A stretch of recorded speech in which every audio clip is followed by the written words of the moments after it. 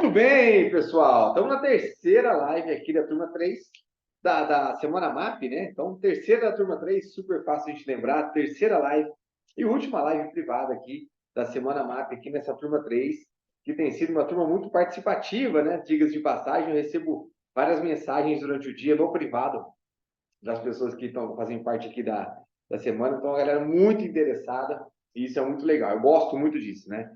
Hoje no grupo, a gente falou um pouco sobre o desenvolvimento de metas. E é sobre isso que a gente quer esmiuçar cada vez mais o nosso papo aqui. Primeiro, porque um apanhado geral sobre metas. Metas tem aquela história. Eu não conheço alguém que é morno em relação a metas. Ou a pessoa ama ter metas, ou a pessoa odeia a palavra metas. E, de fato, ela lembra uma obrigação que, se não for cumprida, vai te levar a uma punição. Então, normalmente, quando você tem uma meta de venda e não alcança essa meta por determinado período, 3 meses, 6 meses, você é desligado do time. Então, se a pessoa tem um comportamento um tanto quanto mais conservador, retraído, ele não é não tem tanta iniciativa, se o temperamento principal dessa pessoa não é um temperamento mais sanguíneo, por exemplo, ele vai ter um pouquinho de aversão à palavra metas. Por quê? Porque meta é igual pressão. Porém, ela é igual a pressão se a gente encarar ela como uma pressão. Eu, pessoalmente, por muitos anos, odiei a palavra meta. Por quê? Porque a palavra meta me ligava a castigo. Se eu não alcançasse aquela meta, eu seria punido de alguma forma.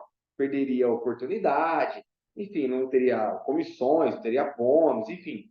E essas metas, a palavra metas, me deixava um pouco inseguro. Porém, certa vez, alguns anos atrás, me veio um estalo que eu falei assim: é isso. E quando eu entendi isso, minha vida mudou completamente no que diz respeito a metas.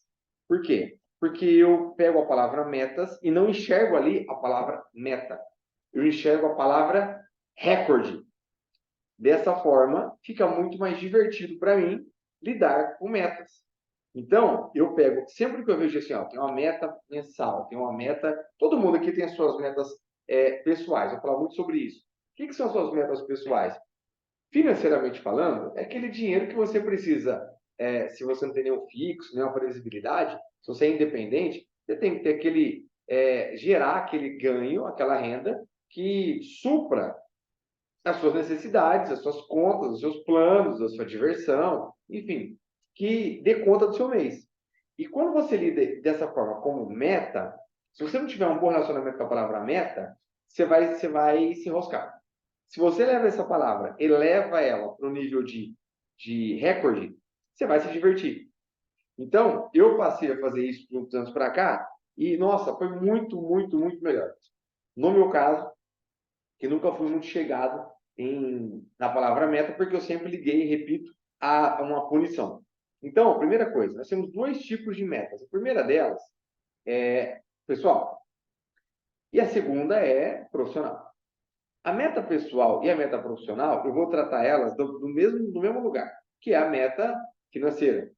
Na realidade, como meta pessoal, você tem meta de número de dias que você faz atividade física, meta de melhora na saúde, forma física, melhora no peso, meta enfim, você tem suas metas pessoais, que ninguém tem nada a ver com isso. Agora, entre as suas metas pessoais, existe a meta financeira. E essa meta financeira, se ela for tratada como recorde, veja bem, você tem mais gosto em fazer, você tem mais vontade de falar com as pessoas, você tem mais criatividade em falar com as pessoas, porque você mudou a promessa que você fez dentro de você mesmo. Então, lembra que eu falei? Quando a promessa é clara, o preço é baixo. Quando você muda a promessa que você faz para você mesmo, você faz as coisas com mais performance, com mais prazer, com mais iniciativa, com mais vontade.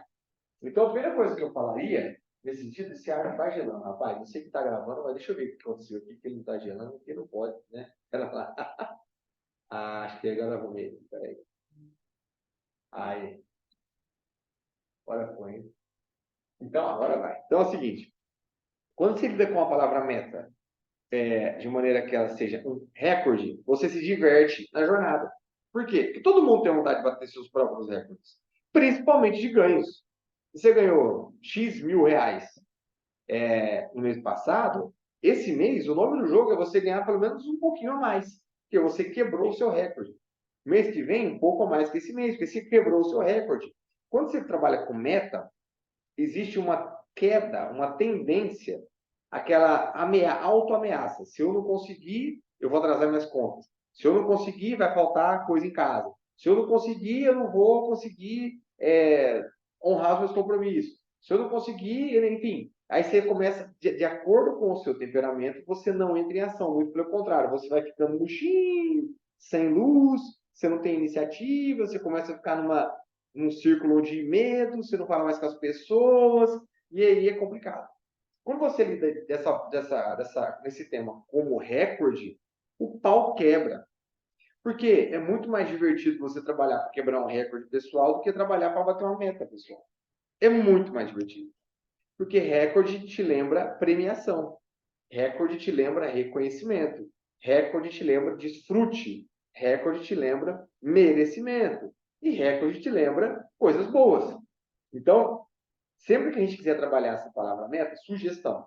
Tenha suas metas pessoais, suas metas profissionais. A gente falou hoje muito no grupo lá sobre você ter pelo menos duas metas, né? A ideal e a mínima. A ideal é aquela que deixa a sua vida fofa. Nossa, fiz e sobrou. A mínima é a que cumpre com suas obrigações e sobra pelo menos um pouquinho. Então, pô, tem meses que, quem trabalha por conta, tem meses que já, porque eu não consigo alcançar nem a mínima. Vê apenas o que faltou acontecer e implementa isso no mês seguinte. Ou seja, não entra na pilha de que não deu e não vai dar mais. Porque o ser humano tem isso. Quando você não consegue alguma coisa, parece que você não vai conseguir nunca mais. E quando você consegue, você se fortalece. Por isso que eu falo tanto, lembra que eu falei ontem, de entusiasmo e métricas. O que te traz entusiasmo? Gratidão e atividade física. Essas duas coisas te mantêm no jogo, te mantêm aquecido. Quando você agradece o tempo inteiro e trabalha com nano comemorações, o que são nano comemorações? Você agradecer pelas pequenas coisas que estão na normalidade, você nem percebe que tem elas. Enxergar bem, respirar, ter todos os dedos nas mãos. Isso aí tudo é coisa que você não costuma agradecer. Só que quando você agradece pelas nano coisas e você pratica atividade física, você tem mentalmente e hormonalmente combustível para ser alguém entusiasmado. Inclusive, a atividade física te alerta isso por causa dos hormônios que ela aquece, distribui, faz borbulhar dentro de você. A dopamina, por exemplo, é um deles, a ocitocina, enfim, adrenalina e por aí vai. Mas onde eu vou chegar? Voltando ao tema de hoje. Quando você trabalha, em vez de com meta, trabalha com recordes, sua vida é mais divertida. E tudo que você precisa é se divertir na caminhada. Quem estiver anotando isso aí, anota. Por quê? Tudo que você precisa é se divertir na caminhada. Porque nós temos, em linhas gerais, três frequências de atuação: baixa, média e alta. Então, ou a gente está atuando. O que é atuar? É viver, pensar, trabalhar em frequência baixa, ou em frequência média, ou em frequência alta. O que é a frequência baixa? É a frequência da dúvida, é a frequência da dívida, é a frequência da falta de fé, é a frequência do problema, é a frequência da doença, é a frequência do cliente ruim. Está tudo nessa frequência aqui. O que é a frequência média? É a frequência que te traz os resultados que normalmente você tem, a média dos resultados que você tem. Quando você vê que está sempre ali em torno daquele mesmo resultado, repare que você está atuando sempre na mesma frequência. O que é a frequência alta? É a frequência da criatividade, frequência do dinheiro, frequência de boas conexões, frequência de ótimos clientes, frequência de procura por você, frequência de recursos, frequência de sorte, está tudo em frequência alta. Como você acessa a alta frequência? Em estado de relaxamento. Por isso que eu te falo, se divirta.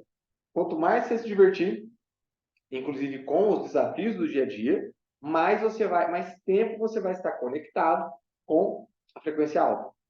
Quanto mais tempo você se conecta com alta frequência, isso é física quântica, pessoal. Com alta frequência, mais você tem acesso a tudo isso que eu te falei: criatividade, recursos, dinheiro, bons clientes, ideias, enfim, sorte, tudo isso aí. Correto? Então, se divirta. E outro motivo pelo qual eu defendo que você se divirta o tempo inteiro: A qualquer momento pode ter sido o último momento. Você não sabe quando você vai embora. Eu não sei quando eu vou partir desse mundo para o próximo. Então, não adianta eu ficar esquentando a minha cabeça com nada, nem você, nem ninguém, porque não é nem justo com a nossa vivência aqui. Voltando ao que a gente está falando aqui, as pessoas te decepcionam, os números não. A gente começou a falar sobre isso no papo de ontem que eu vi. As pessoas te decepcionam, os números não. O que eu quero dizer com isso? Inclusive, essa frase não é minha, é do Jim Rohn, grande Jim Rohn.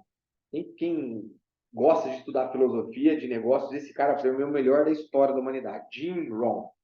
Enfim, quando o Jim Rohn deixou essa pérola para a gente, isso é uma pérola, ele mostrou para a gente que o nosso grande poder secreto de qualquer ser humano profissional, está em números altos para trazer sempre mais resultados. Então, o grande detalhe está em fazer números altos todos os dias, independente do que significa fazer números altos para você. E quando eu falo números altos, eu me refiro a números de geração de contatos e apresentações. Geração de contatos e apresentações. Pode ser que para você o número alto seja 1.000 pessoas por dia. Pode ser, de repente você trabalha tudo online e dá para você fazer isso. Pode ser que para você o número alto seja 10 pessoas por dia, 20 pessoas por dia, 30 pessoas por dia. Você trabalha com varejo, isso é um número excelente.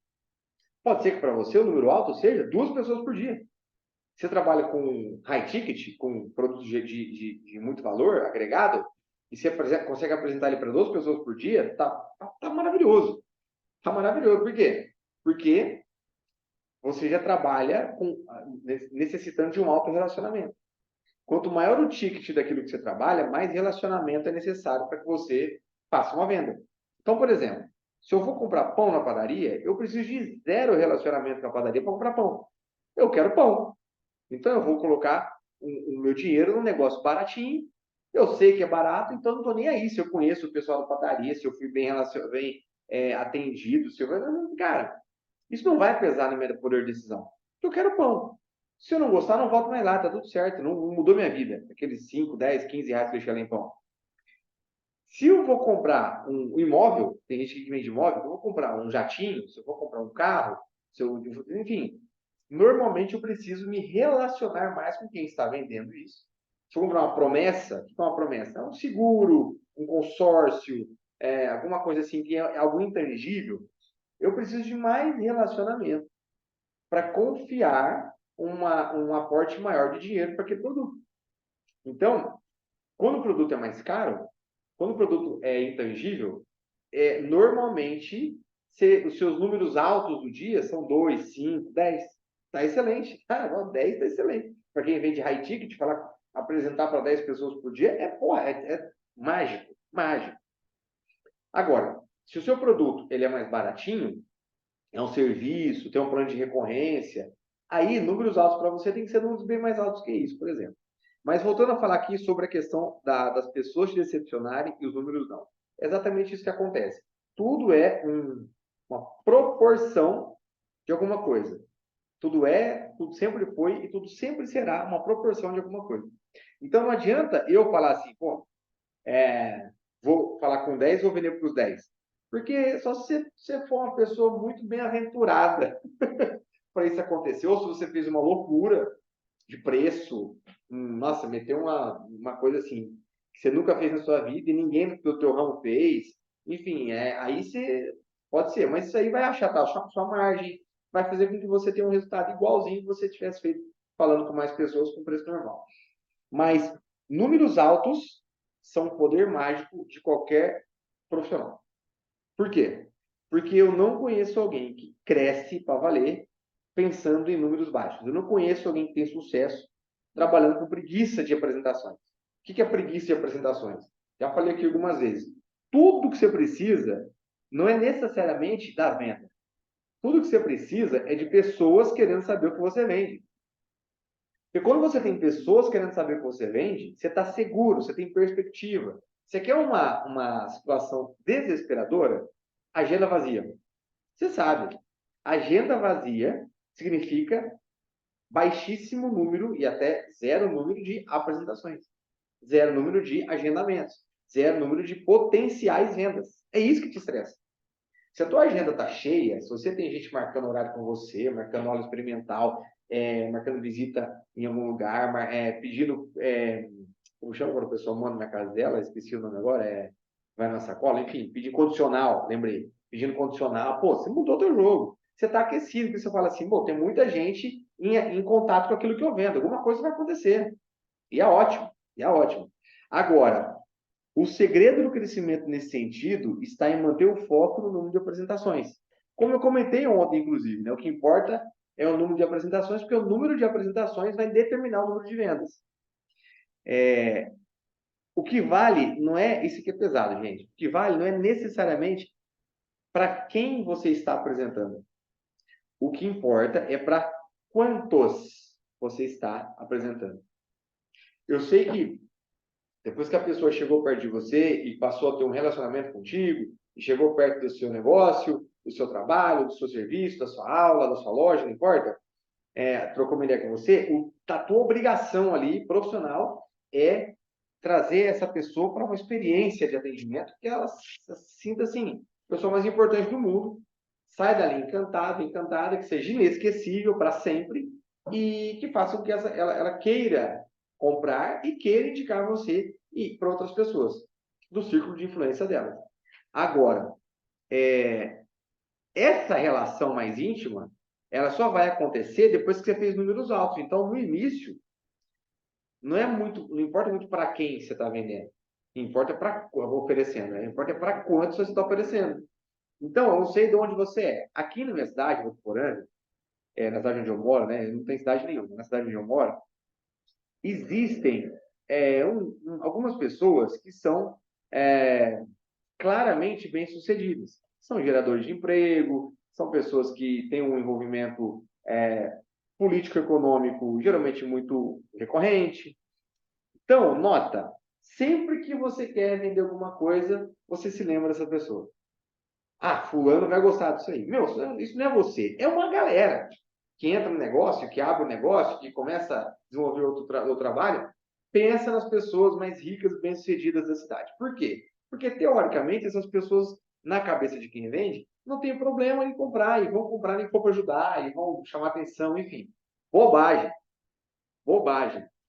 Pega isso que eu te falei agora há pouco e leva para a sua vida. Não importa para quem você apresenta, importa para quantos você apresenta. Por quê? Porque tudo é resultado, é um percentual do número de apresentações que você faz. Então, isso traz um ciclo de vendas menos estressante e mais divertido. Então, vamos lá. Se você pega sua meta, transforma ela num recorde, trata ela como recorde, e esquece para quem você está apresentando, mas foca em para quantos você está apresentando, agendando, enfim, fazendo com que a pessoa saiba que você existe e que a sua solução existe. Para quantos? Seu jogo está bem jogado. Por quê? Porque esse número, o percentual dele vai querer te ouvir um pouco mais, que é o funil de vendas nosso. Aí sim, essa galera que quer te ouvir um pouco mais, você tem que se envolver, você tem que saber quem que é, você tem que entrar na vida da pessoa, você tem que trazer ela para uma experiência de atendimento inesquecível, formidável, onde a pessoa sai dali com a vontade louca de voltar e voltar com alguém junto com ela, enfim, beleza. Mas antes dessa pessoa ter demonstrado interesse, atenção, ter demonstrado que está afim, do fundo do meu coração, toca no quantos, não em quem. Por quê? Porque você vai ser muito melhor, muito mais bem sucedido se você focar em quantos. Se você tem um negócio que é um negócio físico e é varejo, por exemplo, físico, estático, uma loja, aí sim você tem que dar um jeito de apresentar aquilo para as pessoas, principalmente de maneira virtual, né? Para muito mais pessoas, porque a pessoa tem que vir até você. Quando você vai até a pessoa, não, você tem mais domínio. Você liga para a pessoa e fala assim, cara, quer tomar um café? Ó, posso te pagar um jantar? Ó, quero trocar uma ideia com você. Vamos marcar um horário para bater um papo? Aí você tem mais domínio da situação. Quando você tem uma loja, por exemplo, é diferente. Quando você dá aula, a pessoa tem que ir lá até você, normalmente.